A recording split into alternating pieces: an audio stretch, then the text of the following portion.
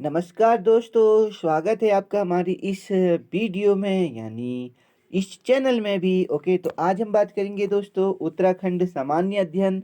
तो उत्तराखंड जितना हमारा अच्छा होगा उतना हमारा सिलेक्शन मजबूत हो जाएगा, क्योंकि अक्सर उत्तराखंड के जो भी एग्ज़ाम होते हैं उसमें उत्तराखंड ज़रूरी पूछी जाती है। और आउट ऑफ उत्तराखंड से भी जब कोई पेपर होता है तो भी उसमें उत्तराखंड राज्य के बारे में पूछा जाता है। तो दोस्तों हम स्टार्ट करते हैं उत्तराखंड सामान्य अध्ययन। पहला क्वेश्चन है, उत्तराखंड के प्रथम राज्यपाल कौन थे? हमारे पास ऑप्शन है Sudarshan Agarwal, B L Joshi, Margaret Alva, Surjit Singh Barnala. तो इसका आंसर हो जाएगा दोस्तों सुरजीत सिंह बरनाला। ये घिसा पिटा क्वेश्चन है। गढ़देश सेवा संघ का गठन किसने किया? श्रीदेव सुमन ने, गोपीचंद ने, रामपाल ने या बी डी पांडे ने? तो दोस्तों राइट आंसर हो जाएगा श्रीदेव सुमन ने गढ़देश सेवा संघ का गठन किया था। उत्तराखंड क्रांति दल के प्रथम अध्यक्ष कौन थे? बहुत महत्वपूर्ण क्वेश्चन है, क्रांति दल के बारे में बार बार पूछा जाता है। हमारे पास ऑप्शन है डी डी पंथ, दिवाकर भट्ट, बी डी पांडे, मथुरा प्रसाद। तो दोस्तों आंसर जाएगा डी डी पंथ क्रांति दल के अध्यक्ष थे। उत्तराखंड के गांधी के रूप में किसे जाना जाता है? बहुत सामान्य क्वेश्चन जो अक्सर बार बार पूछा जाता है। गौरा देवी, माधव सिंह भंडारी, इंद्रमणि बडौनी या सुंदरलाल बहुगुणा? तो आंसर हो जाएगा दोस्तों इंद्रमणि बडौनी। क्वेश्चन नंबर 5, वर्ष 1962 के चीन युद्ध से पूर्व उत्तराखंड के किस जनजाति के तिब्बत के साथ व्यापारिक संबंध थे? तो कुछ जनजातियां दी गई हैं नीचे, बोक्सा, भोटिया, राजी, जौनसारी। तो दोस्तों आंसर हो जाएगा भोटिया। उत्तराखंड की निम्न खाद्य फसलों में सर्वाधिक क्षेत्रफल पर बोई जाने वाली फसल है? मक्का है, चावल है, गेहूं है, बाजरा है? तो दोस्तों आंसर हो जाएगा उत्तराखंड में सबसे ज्यादा क्या बोई जाती है? गेहूं। क्वेश्चन नंबर 7, वर्ष 2011 की जनगणना के अनुसार उत्तराखंड की साक्षरता दर क्या है? बहुत ही महत्वपूर्ण क्वेश्चन। 79.63%, 70.40%, 87.64%, 75.89%? तो दोस्तों आंसर हो जाएगा इसका 79.63% साक्षरता दर है उत्तराखंड में।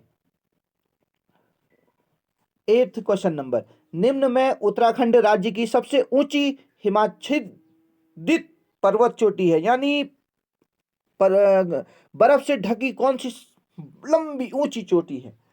तो इसका आंसर हो जाएगा दोस्तों, नहीं पहले ऑप्शन पढ़ लेते हैं, कॉमेट, चंगोरी, चंदा देवी, त्रिशूल। तो आंसर हो जाएगा दोस्तों इसका नंदा देवी सबसे ऊंची हिमाच्छादित पर्वत चोटी है। 9th, टिहरी जल विद्युत परियोजना निम्न में से किन नदियों पर बनाई गई है? यमुना एवं भागीरथी पे, भागीरथी और अलकनंदा पे, काली एवं टॉन्स पे, भागीरथी एवं भिलंगना पे? तो दोस्तों इसका आंसर जल्दी सोचिए और जल्दी बताइए। टिहरी जल विद्युत योजना जो उत्तराखंड की सबसे बड़ी जल विद्युत योजना है वो कहाँ बनाई गई है? वो बनाई गई है भागीरथी और भिलंगना, यानी डी इसका राइट आंसर है दोस्तों। और दोस्तों एक और चीज, टिहरी जल विद्युत परियोजना कितनी मेगावाट निकालता है? ये भी बार बार क्वेश्चन पूछता है। ओके, तो इससे भी वाकिफ रहिएगा। क्वेश्चन नंबर 10, निम्न में से कौन सा ताल उत्तराखंड के रहस्य ताल के रूप में जाना जाता है? बहुत इजी क्वेश्चन, मेरा रिपीटेड क्वेश्चन बार बार मेरी वीडियोस में आ रहा है। नैनीताल, नौकुचिया ताल, रूपकुंड, सात ताल? तो दोस्तों आंसर हो जाएगा रूपकुंड को रहस्यमय ताल के रूप में जाना जाता है। दोस्तों पहुंचते हैं 11 क्वेश्चन नंबर की ओर, लेकिन क्वेश्चन पढ़ने से पहले दोस्तों अगर आप अपनी तैयारी को बेहतर करना चाहते हैं तो हमारे चैनल को लाइक, शेयर और सब्सक्राइब करना मत भूलिएगा। क्वेश्चन नंबर 11 है, निम्न में से कौन सा राज्य प्रस्तावित किसाऊ बांध परियोजना से लाभान्वित होंगे? ठीक है, किसाऊ बांध परियोजना जो है उससे किसको बेनिफिट, कौन से राज्य को बेनिफिट मिलेगा सबसे ज्यादा, ये बनाना है। ओके, तो कौन सा बांध? किसाऊ बांध। तो पहला ऑप्शन हमारे पास है हरियाणा, उत्तराखंड और हिमाचल प्रदेश, असम या जम्मू कश्मीर? तो दोस्तों इसका आंसर हो जाएगा बी यानी किसाऊवाद से सबसे ज़्यादा जो प्रॉफिट होने वाला है वो है उत्तराखंड और हिमाचल प्रदेश को। क्वेश्चन नंबर 12, उत्तराखंड की प्रसिद्ध नंदा राज्यात वर्ष 2014 में किस अवधि में संपन्न हुई? देखो दोस्तों, ये जो क्वेश्चन है वैसे तो करंट का है, लेकिन आप नंदा राज्य से जो भी क्वेश्चन आते हैं उनको जरूर अटेम्प्ट करें, ओके, और अपनी नॉलेज को नंदा राज्यात के अबाउट थोड़ा सा स्ट्रांग बनाएं, क्योंकि यहाँ से अक्सर क्वेश्चन बार बार आते हैं। तो इसका आंसर वैसे बाय द वे इसके 4 ऑप्शन दिए गए हैं। इसका आंसर है 18 अगस्त से 6 सितंबर तक, 18 अगस्त से, यानी ऑप्शन सी इसका राइट आंसर हो जाएगा। ओके, क्वेश्चन नंबर 13, निम्न विकल्प में से कौन सा गलत युग्म चयन करें? तो गलत युग्म का चयन करना यानी मिस मैच है, कौन सा मिस मैच है वो बताना है। कनकपाल चांदपुरगढ़, सोमचंद राजबुंगा, मानसा श्रीनगर या अजयपाल टिहरी? तो इसका जो गलत मिस मैच है वो है डी, अजयपाल टिहरी के नहीं थे। ओके, और जो सारे 3 हैं वो सब सही हैं। ठीक है, क्वेश्चन नंबर 14, गढ़वाल के इतिहास में नक्कटी रानी के रूप में जाना जाता है, किसको जाना जाता था? कमलेंद्री मती शाह को, कर्णावती रानी को, नेपोलियस रानी को, गुलेरिया रानी को? बहुत इजी क्वेश्चन है, बी वाला राइट आंसर हो जाएगा। कर्णावती रानी को नक्कटी रानी के रूप में भी जाना जाता है। क्वेश्चन नंबर 15, गढ़वाल सर्वदलीय परिषद का गठन 1928 ईस्वी में किया गया, किसके द्वारा? गढ़वाल सर्वदलीय परिषद का गठन 1928 में किसके द्वारा किया गया? मोहन सिंह मेहता, हरगोविंद पंत, जयानंद भारती, बीटी पांडे? तो दोस्तों इसका आंसर हो जाएगा सी, जयानंद भारती। क्वेश्चन नंबर 16, देहरादून प्रजामंडल की स्थापना का उद्देश्य था? तो देहरादून प्रजामंडल की स्थापना का उद्देश्य क्या था? गोरखा शासन से स्वतंत्रता प्राप्त करना, ब्रिटिश शासन से स्वतंत्रता प्राप्त करना, जनता को समाज सुधार हेतु संगठित करना, या जनता को टिहरी राज्य के कुशासन से मुक्त करना? तो इसका आंसर बहुत इंपॉर्टेंट क्वेश्चन है, डी वाला राइट है, जनता को टिहरी राज्य के कुशासन से मुक्त करना। क्योंकि उस टाइम टिहरी में वंशानुगत शासन होता था कि किसी के पापा अगर राजा थे तो उसका बेटा बनता था, फिर बेटे का बेटा, ऐसा ये चलता था। ठीक है, जहां श्रीदेव सुमन ने इसके खिलाफ आवाज भी उठाई थी।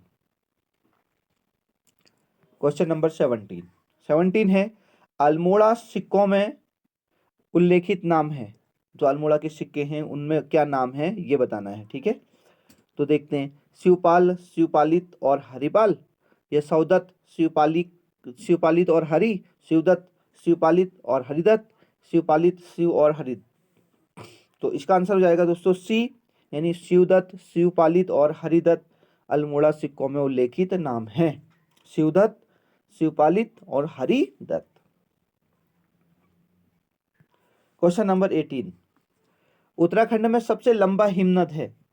पिंडारी, यमुनोत्री, चौड़ाबाड़ी, गंगोत्री? तो दोस्तों इसका आंसर हो जाएगा गंगोत्री। गंगोत्री सबसे लंबा हिमानी है, सबसे लंबा ग्लेशियर है। उत्तराखंड में दून किसे कहा जाता है? ऑप्शन हमारे सामने दिख रहे हैं, क्या संकरी घाटियों को, नदी घाटियों को, अल्पाइन घास के मैदानों को, या संरचनात्मक घाटियों को? तो इसका जो ए आंसर सही है, ए सही है, यानी संरचनात्मक घाटियों को दून कहा जाता है, संरचनात्मक घाटियों को। क्वेश्चन नंबर 20 की ओर चलते हैं दोस्तों। 20 है, जून 2013 की केदार घाटी की आपदा किस नदी के जलागम क्षेत्र में भीषण वर्षा के कारण हुई थी? ये भी करंट का ही क्वेश्चन है दोस्तों। ओके, क्योंकि ये क्वेश्चन जो है उस पेपर से लिए गए हैं जिसमें 2013 या 14-15 के अप्रोक्स, तो उस टाइम ये करंट क्वेश्चन पूछा गया है। लेकिन अब ये क्वेश्चन नहीं आएगा, बिकॉज मैंने बताया था कि करंट केवल 1 या 1.5 साल के अप्रोक्स पूछा जाता है। ठीक है, तो इस क्वेश्चन को हम वैसे इसका आंसर जान लेते हैं। ओके, वैसे इसका आंसर मंदाकिनी है। ओके, तो मंदाकिनी में ही क्या आई थी, भीषण आपदा आई थी उस टाइम। 21 क्वेश्चन, गोविंद घाट किन नदियों के संगम पर स्थित है? तो गोविंद घाट ऑप्शन हमारे पास है दोस्तों, अलकनंदा और खीरोगाड़, अलकनंदा भागीरथी, अलकनंदा लक्ष्मण गंगा और अलकनंदा धौली गंगा। तो दोस्तों आंसर हो जाएगा इसका आंसर हो जाएगा सी, अलकनंदा और लक्ष्मण गंगा। 22 क्वेश्चन नंबर दोस्तों, भारतीय रिमोट सेंसिंग संस्थान स्थित है। ऑप्शन हमारे पास है देहरादून, जयपुर, नई दिल्ली, नागपुर। तो आंसर हो जाएगा दोस्तों इसका देहरादून। देहरादून में भारतीय रिमोट सेंसिंग संस्थान स्थित है। क्वेश्चन नंबर 23, निम्न में से कौन सा उत्तराखंड का एक जैव आरक्षित क्षेत्र है। तो ऑप्शन हमारे पास है गोविंद, राजाजी, कॉर्बेट, नंदा देवी। तो एक जैव आरक्षित क्षेत्र कौन सा है ये बताना है दोस्तों। तो इसका आंसर है डी, यानी नंदा देवी एक जैव आरक्षित क्षेत्र है। क्वेश्चन नंबर 24, वर्ष 2011 की जनगणना के अनुसार उत्तराखंड में निम्नलिखित में से किस जनपद में जनसंख्या वृद्धि दर ऋणात्मक रही है। ऋणात्मक, मैंने बार बार इससे पहले जब मैंने जनगणना वाली वीडियो बनाई थी, जनसंख्या वाली, उत्तराखंड जनसंख्या वाली, उसका लिंक डिस्क्रिप्शन बॉक्स में मैं दे दूंगा, उसको देखिएगा। वहाँ मैंने बताया है कि किसकी जो जनसंख्या वृद्धि हुई थी वो ऋणात्मक हुई थी। तो दोस्तों उसका आंसर हो जाएगा, ऑप्शन हमारे पास है रुद्रप्रयाग, अल्मोड़ा, पिथौरागढ़, उत्तरकाशी। तो आंसर है अल्मोड़ा। अल्मोड़ा में जनसंख्या वृद्धि दर क्या थी, ऋणात्मक थी दोस्तों।